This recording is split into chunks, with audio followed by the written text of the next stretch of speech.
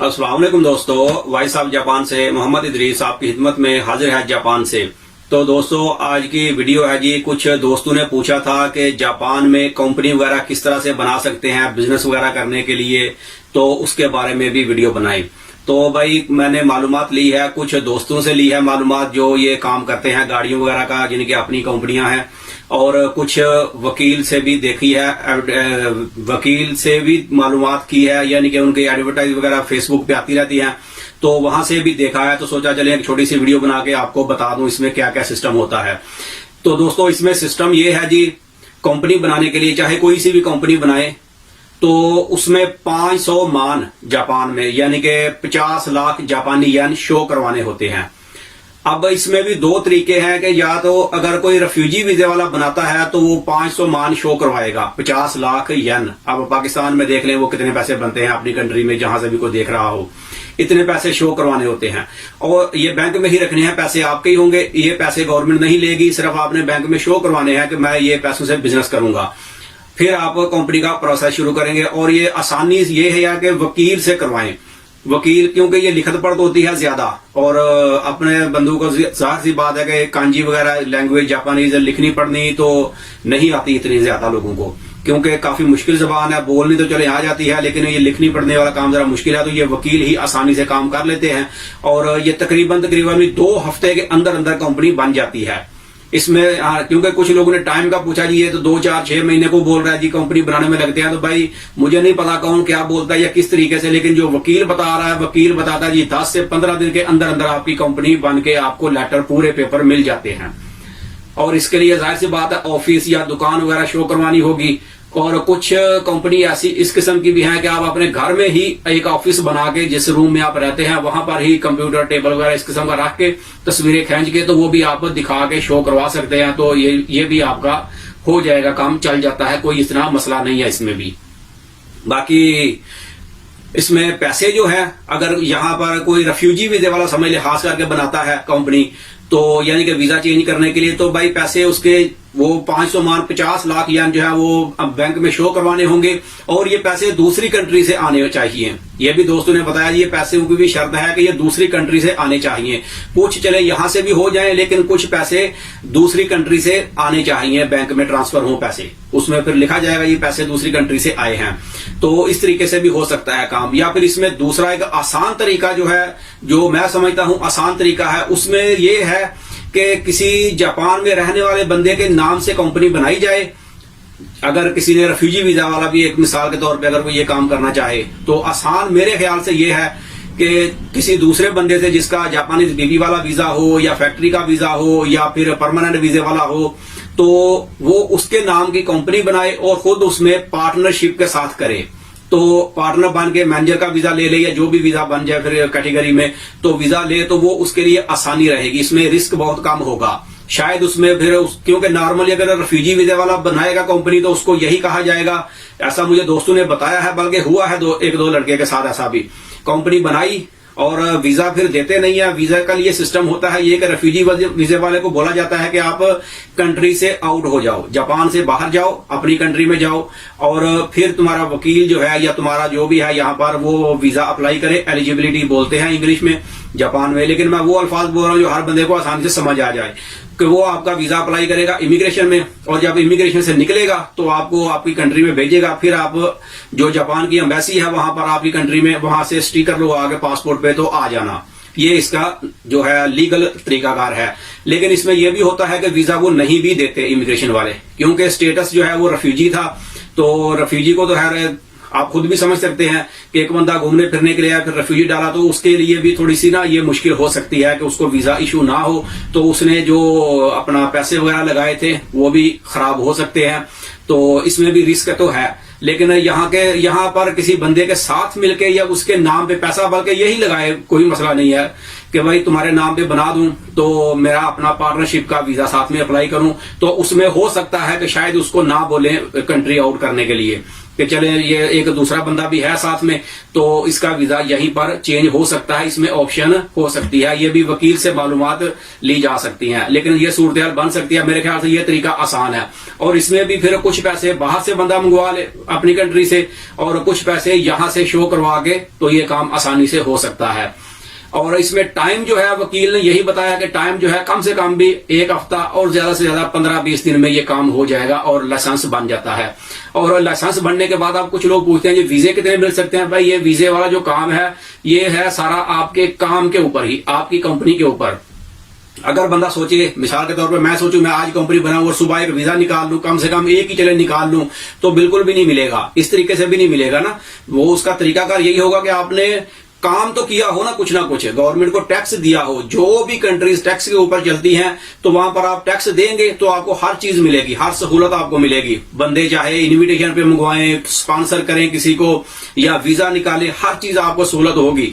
जब आप business show ही नहीं करेंगे, बिजनेस ही नहीं करेंगे, तो आपको कोई चीज भी नहीं मिलेगी। जब टैक्स वगैरह भी नहीं देंगे तो कोई चीज भी नहीं आपको मिल सकती सहूलियत। ये पूरी दुनिया में यही सिस्टम है टैक्स वाला। हमारी कंट्री में जो है इतना खास नहीं है पाकिस्तान में, लेकिन बाहर की कंट्रीज में ये टैक्स के ऊपर ज्यादातर सिस्टम चलते हैं। तो ये सिस्टम है इसमें। अब वीजा जो है वो अपना, इसमें खर्चा कितना आता है कंपनी बनाने में, कंपनी का खर्चा बता दूं कि इसमें भी डिपेंड करता है कंपनी कौन सी है। एक नॉर्मल कंपनी जो बनाए तो उसमें 60,000 तक खर्चा आता है। वकील की जो फीस है सब कुछ उसमें हो जाएगा। या फीसें अगर ज्यादा, फीसें तो ज्यादा नहीं होती, 10,000 या 15,000 फीसें होंगी, लेकिन जापान का 60,000 यन वकील ने बताया जी उसकी फीस है। और एक दूसरा लाइसेंस है उसके साथ, गाड़ियों का है शायद वो भी, तो वो है 2 लाख लाइसेंस की फीस। वकील की फीस 2 लाख है।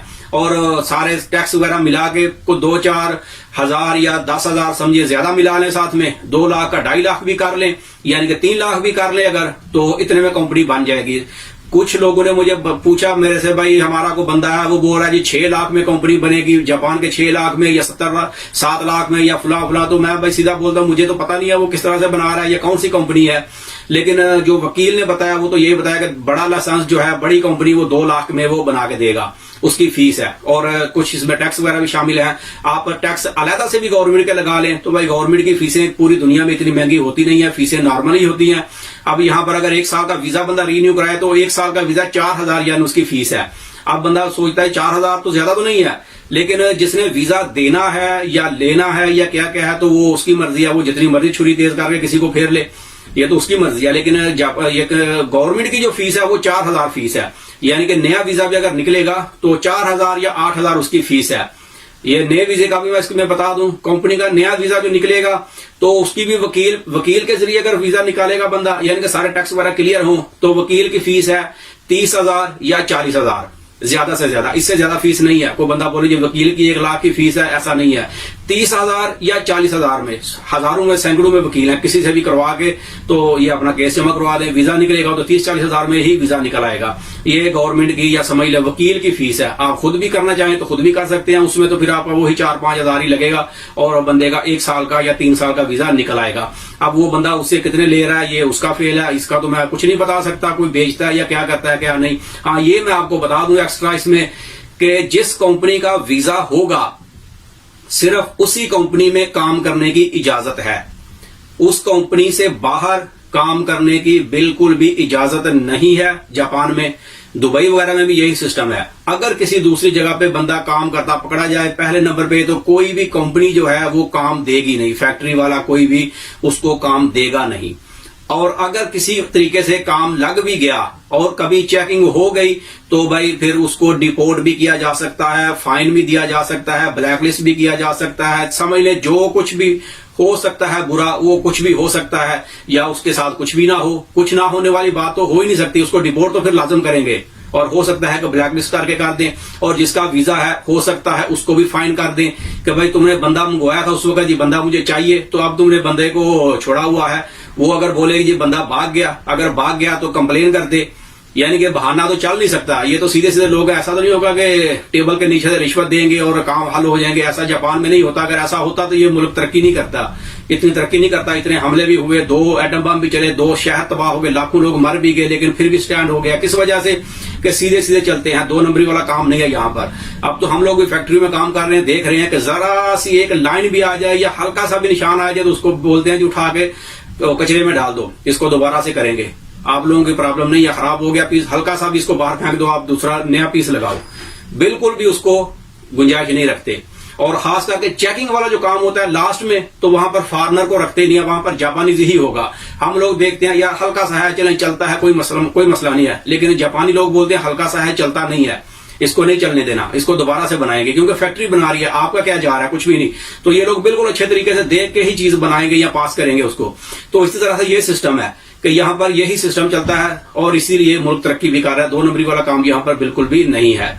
तो भाई इसलिए अगर फैक्ट्री का वीजा कोई बंदा ले, कंपनी का, ये भी कंपनी है, कोई अपने पाकिस्तानी लोग गाड़ियों का काम करते हैं, ये भी एक कंपनी है, तो भाई कंपनी का वीजा लेंगे तो बाहर काम करना बिल्कुल भी अलाउ नहीं है। अगर पकड़े गए तो मुश्किल हो जाएगी। बाकी पैसों का जो लेन देन है उसमें तो मैं नहीं बता सकता कौन कितने में देता है या लेता है, वो तो मुझे पता नहीं है, लेकिन मैंने एक चीज बता दिया। एक ही वीडियो में मेरे ख्याल से काफी सारे सवालों के जवाब मैंने दे दिए हैं। वीजा कितने का मिलता है, कंपनी कैसे बना सकते हैं, या रेफ्यूजी वाला बना सकता है या नहीं बना सकता, या उसको वीजा मिल सकता है, तो काफी सारी चीजें मैंने इसी में बता दी हैं। अब अगर मजीद भी किसी ने कुछ पूछना हो तो मेरे Facebook page voice of Japan पे मेरा व्हाट्सएप का नंबर ऐड है, तो मुझे मैसेज करके पूछ सकते हैं। जितना मुझे मालूम होगा मैं आपको इंशाल्लाह बता दूंगा।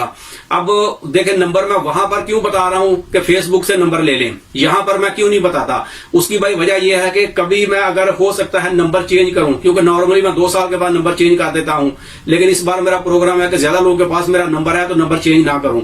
वो चेंज मैं इसलिए कर देता हूं कि मेरा जो मोबाइल मैं लेता हूं कॉन्ट्रैक्ट 2 साल का होता है, तो 2 साल के बाद वो मोबाइल जो होता है कंपनियां फ्री देती हैं। सिंपल सी बात है जी, मोबाइल फ्री देती हैं। ऐसे मोबाइल लूं तो 50-60 हजार का 70 हजार का मोबाइल मिलेगा अलहदा से, और सिम का जो है वो अलहदा से बिल देना होगा।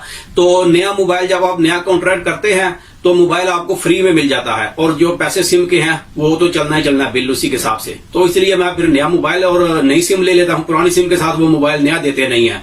लेकिन इस बार मेरा प्रोग्राम चले यार चलता रहे यही नंबर, क्योंकि ज्यादा लोगों के पास नंबर है, और इसलिए नंबर वहां पे बताने की वजह यह है कि बाय द वे अगर मैं नंबर चेंज करूं तो वीडियो में नंबर मैं बता दूं तो फेसबुक पे तो नंबर मेरा नया होगा। तो वीडियो में अगर कोई बंदा 1 साल या 6 महीने के बाद देखेगा तो वो सोचेगा यार ये बंदा वीडियो में अपना नंबर बता रहा है, लेकिन अब इस नंबर पे ना ही व्हाट्सएप है ना कुछ है, तो ये बंदे ने झूठ बोल दिया। तो वही इसलिए मैं इस चीज से थोड़ा सा अवॉइड करता हूं कि झूठ वाला काम ना हो, कि फेसबुक के ऊपर जो भी मेरा नया नंबर होगा तो वहां पर तो मैं अपलोड कर ही दूंगा। तो इसलिए बताया कि वहां से नंबर लेके तो मुझे मैसेज कर सकते हैं। जितना मुझे मालूम होगा उतना मैं इंशाल्लाह आपको बता दूंगा, या यूट्यूब पे ही कमेंट्स बॉक्स में भी आप नंबर पूछ सकते हैं, तो वहां पर भी मैं नंबर लिख दूंगा। तो मेरे ख्याल से वीडियो ये भी काफी लंबी हो गई है। वीडियो अच्छी लगे तो इसे लाइक कर दें। तो मिलते हैं किसी अगले वीडियो में, तब तक अपना बहुत ख्याल रखें। पाकिस्तान जिंदाबाद।